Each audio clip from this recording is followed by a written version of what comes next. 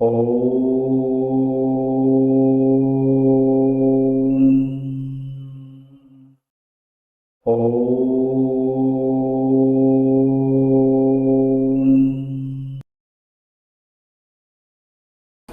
दर्शकों, नमस्कार। मैं एस्ट्रोलॉजर नारायण आप सभी का मेरे चैनल पर स्वागत करता हूं। दर्शकों, सीखने की इस कड़ी में आज नेक्स्ट आगे बढ़ेंगे। इससे पहले बात किया था लग्नेश की प्लेसमेंट के बेस पे सारे ग्रहों में रिजल्ट्स का बात किया था, मेष लगन की कुंडली से लेकर मीन लगन की कुंडली तक। आज नेक्स्ट टॉपिक है सेकंड लॉर्ड, मतलब दूसरे भाव के स्वामी।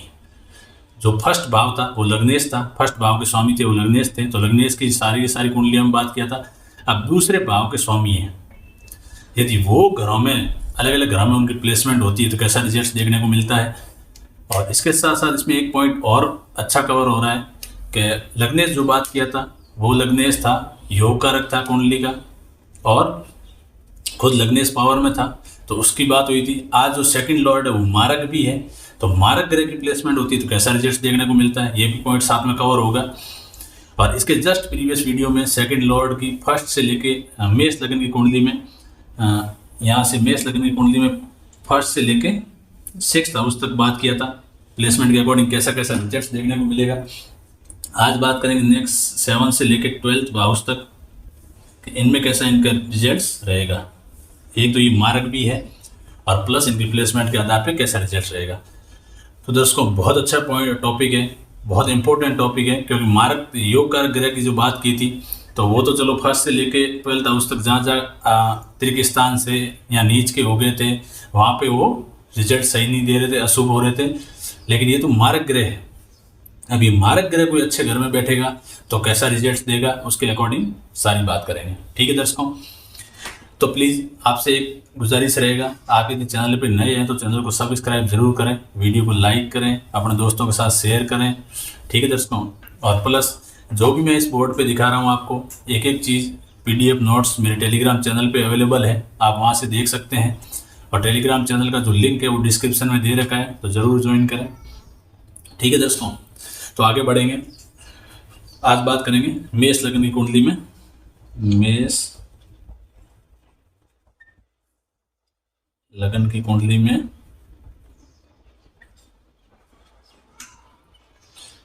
मेष लगन की कुंडली में शुक्र देव की बात करेंगे।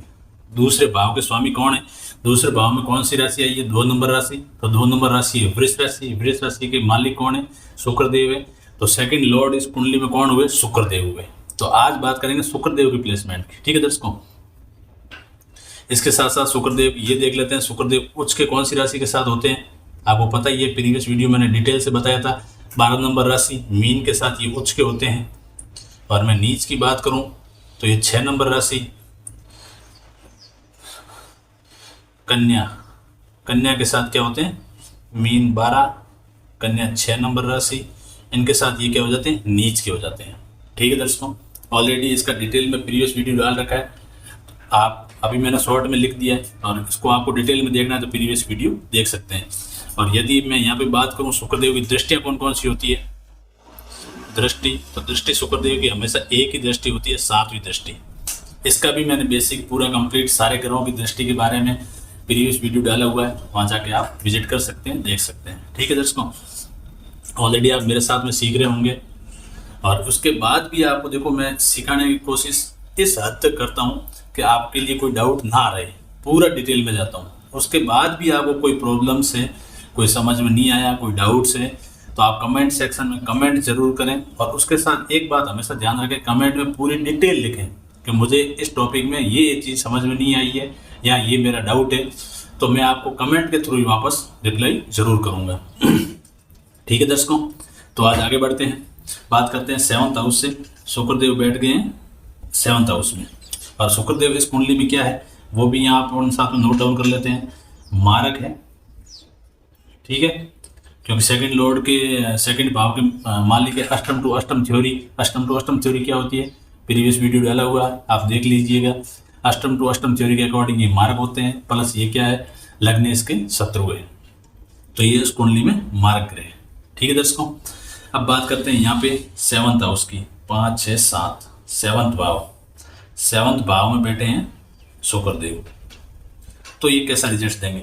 अब देखो दर्शकों, बहुत सारे लोग कमेंट्स करते हैं आप कुंडली का एनालिसिस या विवेचन बताइएगा, तो प्लीज़ आप एक काम करिए, थोड़ा जो मैं इसके साथ में एग्जाम्पल के साथ में शुक्रदेव की प्लेसमेंट बता रहा हूँ, ये भी एक तरीके से एनालिसिस का एक पार्ट है। लेकिन मेरा मानना ये है कि जैसे ये सेकंड लॉर्ड है, फिर मैं थोड़ी सेंटर के ये जो लॉर्ड है इनके बारे में बात करूंगा, त्रिकोण के लॉर्ड के बारे में बात करूंगा। ये सब होने के बाद यदि आप कुंडली किसी का लेके बैठे और एनालिसिस करें तो आपको सही ढंग से समझ में आएगा और क्लियरिटी रहेगी। अभी क्यों बीच में मैं यदि किसी कुंडली का एनालिसिस पूरी कुंडली नहीं लेके बैठूं तो आपको बहुत सारे उसमें डाउट्स रहेंगे। तो मेरा ये मानना है इससे पहले वाली जो बेसिक है सारा आपको क्लियर करवाऊं और उसके बाद बहुत सारे एग्जाम्पल लूंगा। ऐसी बात नहीं, एक नहीं, मैं बहुत सारी कुंडलियों के एग्जाम्पल लेके आपको बताऊंगा कि इसमें ये होगा। ठीक है दर्शकों, थोड़ा पेशेंस रखिए, मैं उसी टॉपिक की तरफ ही जा रहा हूँ। तो मेरा ये है कि उससे पहले पहले जो जानकारी चाहिए या उस कुंडली विवेचन में जो जो जानकारी चाहिए वो मैं पहले आपके साथ शेयर करूँ, फिर आपको समझने में आसानी रहे। ठीक है दर्शकों, तो आगे बढ़ेंगे। 7th भाव, अब देखो 7th भाव है, कौन सा भाव है, केंद्र का भाव है। लेकिन बात करते हैं 7th भाव में, देखो कौन सी राशि आई है, 7 नंबर राशि। 7 नंबर राशि शुक्रदेव खुद की राशि है, कौन सी, तुला राशि। तो यहाँ पे ये क्या है, केंद्र के भाव में मार्क तो है, नो डाउट, मार्क मैंने नोट किया, लेकिन यहाँ पे ये ओम साइन के बैठे हैं। ठीक है दर्शकों, ओम साइन के बैठ गए हैं। तो ये कभी भी, पहले भी मैंने जो यहाँ से शुरू किया था तो बताया था, वो कभी भी कितना ही कोई ग्रह मार्क को अपना घर कभी खराब नहीं करेगा। अब ये जो मैं बातें बता रहा हूँ ये एक तरीके से कुंडली का आप कोई भी एनालिसिस करोगे ना, ये आपको उसमें नीड पड़ेगी ही पड़ेगी, आपको काम आएगी। तो ये शुक्रदेव अपने घर में बैठे हैं तो कभी भी अपना घर खराब नहीं करेंगे। सातों घर में आके बैठ गए, मार्क है, मान लिया सब कुछ है, लेकिन ये खुद के घर में बैठे हैं तो खुद के घर को कोई भी खराब ग्रह नहीं करेगा, चाहे मार्क हो। ठीक है, तो यहाँ आप लिख दीजिए ओम साइन के बैठ गए हैं, ओम साइन के। ठीक है, ओम साइन के बोल सकते हो, स्व राशि बोल सकते हो, यहाँ इसको ये लिख सकते हो, स्व राशि बैठे हुए हैं, स्व राशि प्लेस्ड है।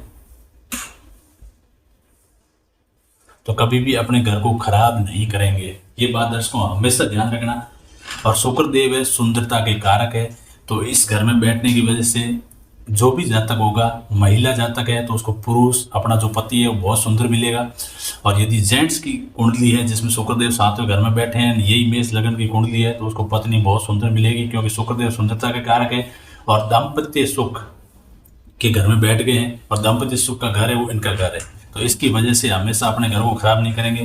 तो आप यहाँ लिख सकते हो पति या पत्नी सुंदर मिलेगी। हाँ दर्शकों, एक बात इसमें ध्यान रखना, आप कभी भी डिग्री जरूर देखिएगा। मैं हर बार जिक्र करता हूँ क्योंकि degree is very important part of कुंडली। ठीक है दर्शकों, तो आपको कभी भी डिग्री मिस नहीं करना, क्योंकि डिग्री एक क्या पावर है। यदि उस ग्रह में पावर नहीं है, बहुत अच्छा है, सुंदर है, सब कुछ है, लेकिन पावर नहीं है तो वो ग्रह अपना रिजल्ट कभी नहीं देगा। ये दर्शकों बहुत इंपॉर्टेंट फैक्टर है इसका, तो हमेशा माइंड में रखें, डिग्री जरूर देखिएगा। ठीक है दर्शकों, डिग्री के बिना कभी भी कोई ग्रह, हमेशा ध्यान रखना, रिजल्ट नहीं देगा। पति पत्नी सुंदर होगा, पति या पत्नी की केयर करने वाला होगा।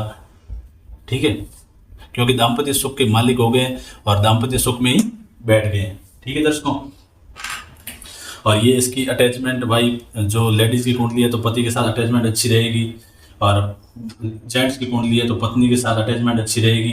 ठीक है, और ऊपर से क्या है, ये इनका कारक भाव है, कारक भाव। और इनकी यदि मैं दृष्टि की बात करूं, सातवीं दृष्टि फर्स्ट हाउस में पड़ रही है, तो फर्स्ट हाउस भी खुद को रिलेट कर रहा है, तो खुद को रिलेट करेगा तो पत्नी की केयर करने वाला होगा, पति के साथ, पति या पत्नी के साथ अटैचमेंट अच्छी रहेगी। तो नॉर्मली ये है, 7वें घर में बैठते हैं तो ये अच्छा रिजल्ट देंगे मार्क होने के बाद भी। हमेशा दर्शकों बात को ध्यान रखना है इन बातों को, ये नई चीज़ें आ रही है, इसकी वजह से मैं थोड़ा इन पे फोकस ज़्यादा कर रहा हूँ। ठीक है दर्शकों, नेक्स्ट बात करते हैं 8th भाव की। 8th भाव में, 8वें भाव में बैठ गए, यहाँ बैठे हैं शुक्रदेव। अब देखो 8वां भाव त्रिक स्थान है, 8 नंबर राशि के साथ बैठे हैं। उच्च नीच का तो वैसे इनका कोई रिलेशन नहीं है, क्योंकि 12 नंबर राशि के साथ उच्च के होते हैं, 6 नंबर में नीच के हो जाते हैं। तो यहाँ पे 8वें भाव में बैठे हैं, तो 8वां भाव क्या है, नॉर्मली अच्छा घर नहीं है। तो आप ये मान के चलिए ये कष्ट का भाव है, पत्नी को उठा के कष्ट में ले आया, तो यहाँ पे ये क्या हो जाएंगे, अशुभ रिजल्ट देंगे, कभी भी अच्छा रिजल्ट नहीं देंगे। क्यों, क्योंकि त्रिक स्थान है। दर्शकों मैं आपको एक एक चीज़ नोट करवा रहा हूँ, आप भी मेरे साथ नोट जरूर करिएगा, कोई चीज़ स्किप ना हो, ठीक है। और कुंडली किसी का भी एनालिसिस करते हैं तो बारीकी से फाइन एनालिसिस जरूर करिएगा। कभी भी आप क्लियर नहीं कर पाते हैं तो डिक्लेयर मत करिएगा कि ये ग्रह अच्छा है या बुरा। अब इसको आपको शुक्र को मार्क देखते ही आप सीधा बोल देते सातों घर में मार्क गिरा के बैठा है, भाई सातों घर तो खराब करेगा, और एक्चुअल उस जातक की पत्नी और पति की बॉन्डिंग बहुत अच्छी होती है। तो ये बहुत सारे बारीक बारीक एनालिसिस है, उसकी वजह से इस पर फोकस कर रहा हूँ। तो आप साथ में बने रहिए, बारीकी से देखिए और किसी कुंडली का एनालिसिस करके देखिए, प्रैक्टिकली एग्जांपल देखिए। आप किसी कुंडली में ये है चीज़ तो उसका प्रैक्टिकल लाइफ देखिएगा, ठीक है दर्शकों। तो ये बात है। और ये हमेशा क्या होगा, तृतीय स्थान में कष्ट के घर में आके पत्नी के घर के मालिक थे, कष्ट के घर में आके बैठे हैं, तो पति पत्नी के आपस के अंदर रिलेशन में प्रॉब्लम्स रहेगी। इनका रिलेशन हमेशा आपस में हिला हुआ रहेगा, ठीक है दर्शकों। आपस में बहुत कम बनने के योग बनते हैं यदि बहुत अच्छी डिग्री लेके बैठ गए होंगे तो, ठीक है। और परिवार दूसरे घर के मालिक है, परिवार के मालिक है, परिवार को कष्ट में डाल दिया है तो परिवार से भी प्रॉब्लम्स रहेगी, परिवार से भी प्रॉब्लम्स, इसमें भी परिवार से प्रॉब्लम्स के भी योग बनते हैं, ठीक है। और दूसरा घर किसका घर है, वाणी का घर है, धन का घर है, तो वाणी और धन में भी प्रॉब्लम्स रहेगी शुक्र देव की दशा और अंतर दशा में। हाँ, यहाँ पे यदि डिग्री बहुत कम लेके बैठे हैं तो ये प्रॉब्लम्स नहीं आएगी, ये बात दर्शकों हमेशा ध्यान रखना, ठीक है। लेकिन यहाँ पे ये हमेशा अशुभ रिजल्ट देंगे, ठीक है दर्शकों। आगे बढ़ते हैं, बात करते हैं 9th हाउस की। आप भी साथ में वीडियो को रोक के नोट करते रहिएगा, जिससे कोई भी आप किसी का कुंडली का एनालिसिस करते हो तो आप कोई भी चीज़ स्किप ना हो, ठीक है। मैंने बेसिक जानकारी सारी नोट डाउन कर रखी है। आगे बढ़ते हैं नेक्स्ट 9th हाउस की। 9th भाव में, 9वें भाव में शुक्रदेव बैठे हैं यहाँ पे, तो कैसा रिजल्ट देंगे, ठीक है। अब 9वां भाव पिता का भाव है, ठीक है। लेकिन यहाँ पे ग्रह कौन से आके बैठा है, मार्ग ग्रह आके वहाँ बैठे हैं। अब पत्नी और परिवार का भाव पिता के घर में आ गए, तो नॉर्मली इसमें क्या होगा, पत्नी का तो घर के मालिक है तो पत्नी की बॉन्डिंग अच्छी रहेगी। लेकिन इसमें क्या होगा, अब ये 9वां भाव क्या है, देखो भाग्य का भी भाव है, ठीक है। अब पत्नी और परिवार को उठा के भाग्य में ले आया, ठीक है दर्शकों। तो यहाँ पे क्या होगा, पत्नी के लिए तो बहुत अच्छा, क्योंकि पत्नी के घर का मालिक है तो पत्नी का भाव है। तो दर्शकों यहाँ पे 9th भाव में आके मार्ग ग्रह बैठ गए हैं, पत्नी का भाव के मालिक है और परिवार के भाव के मालिक है। तो 9वें भाव में ये नॉर्मली हमेशा अशुभ रिजल्ट देंगे। 7वें भाव में बैठे थे तो ये खुद का भाव था, बहुत अच्छा रिजल्ट दे रहे थे। 8वां भाव तृतीय स्थान था, 9वें भाव में मार्ग ग्रह आके बैठे तो यहाँ पे ये क्या रहेंगे, अशुभ रहेंगे, ठीक है। बात करते हैं नेक्स्ट 10th भाव की। 10th भाव में बैठते हैं तो कैसा रिजल्ट देंगे, कामकाज के घर में शुक्रदेव आके बैठ गए हैं, ठीक है। तो 10th भाव में नॉर्मली क्या है, मार्ग ग्रह है, 10th भाव में आके बैठे हैं तो कामकाज में भी प्रॉब्लम करेंगे, ठीक है। और यहाँ से दृष्टि जाएगी 4th हाउस पे तो वहाँ पे भी ये प्रॉब्लम्स करेंगे। क्यों, अब देखो इससे पहले बात किया था 4th 7 में अच्छा किया था मार्ग को, 7th में अच्छा 4th में अच्छा। तो 4th में क्या था, इनका कारक भाव था, 7 इनका खुद का भाव था, तो वहाँ पे ये मार्क होने के बाद में भी अच्छा रिजल्ट दे रहे थे। लेकिन यहाँ पे ये क्या है, मार्क है और प्लस इस घर में बैठे हैं तो यहाँ इस घर से रिलेटेड भी प्रॉब्लम्स होने के योग बनते हैं अशुभ, और 10th हाउस से रिलेटेड भी ये अशुभ रिजल्ट्स देंगे। बात करते हैं दर्शकों 11th भाव की। 11वें भाव में बैठते हैं,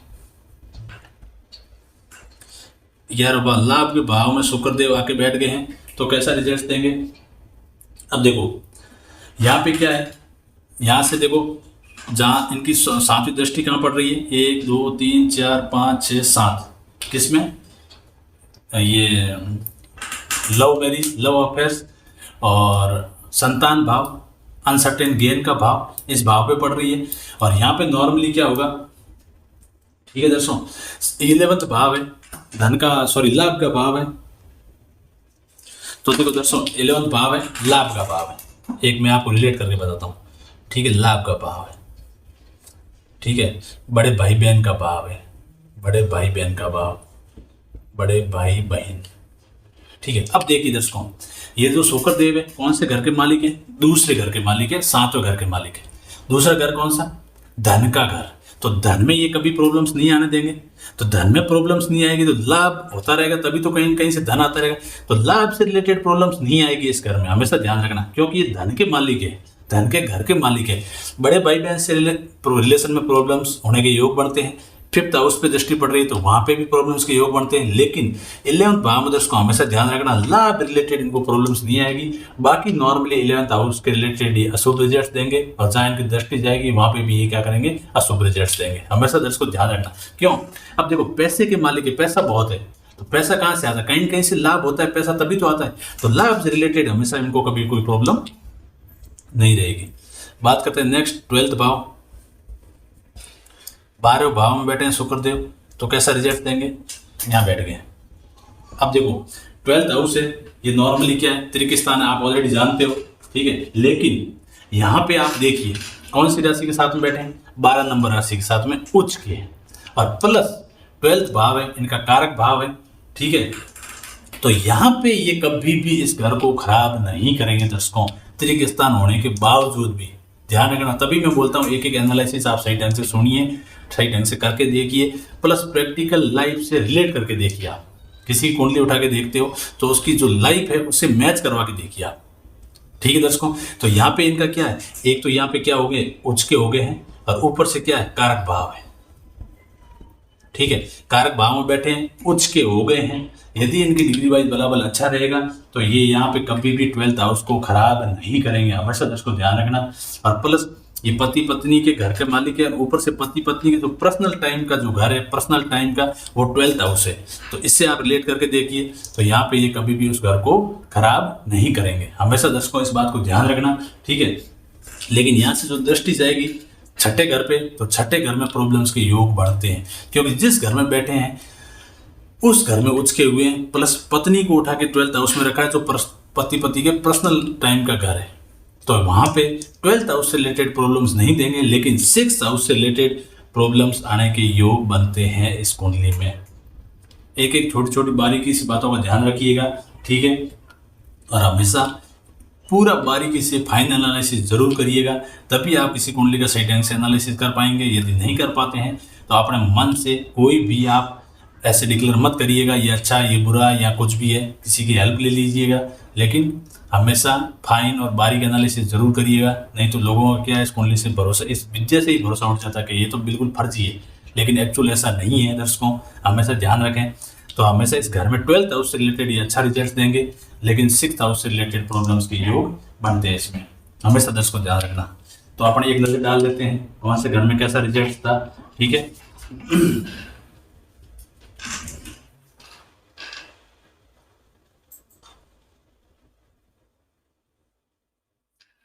चलो आगे बढ़ते हैं।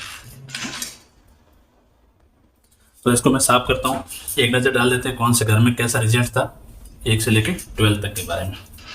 अब देखो फर्स्ट हाउस नॉर्मली जहाँ तक सुंदर, फर्स्ट हाउस में शुभ अशुभ।